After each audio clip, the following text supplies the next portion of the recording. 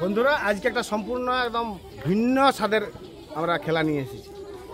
এই খেলাটা হচ্ছে, এখানে আমাদের অনেকগুলি কুপন আছে। এই কুপনের মধ্যে থেকে একটি কুপন তুলতে হবে এবং যেটি যার কপালে আছে তাকে সেটিয়েই করে দেখাতে হবে। একদম সঠিক তালে। আমরা পরের প্রতিযোগী চলে এসে এখানে কুপন আছে, একটা তুলে যখন দেখি দাও। ধনুরাসন জানো?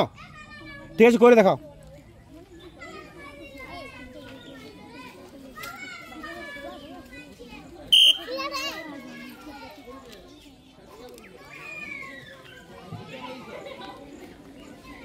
তাহলে তাহলে একদম সঠিক।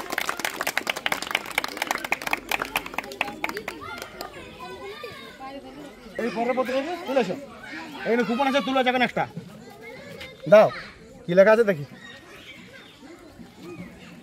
শীর্ষাসন জানো? ঠিক আছে, করে দেখাও।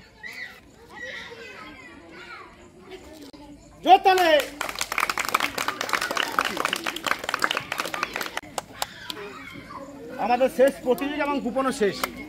এর ভাগ্যে কি আছে দেখছি। কি আছে দেখি? হলাসন জানা আছে?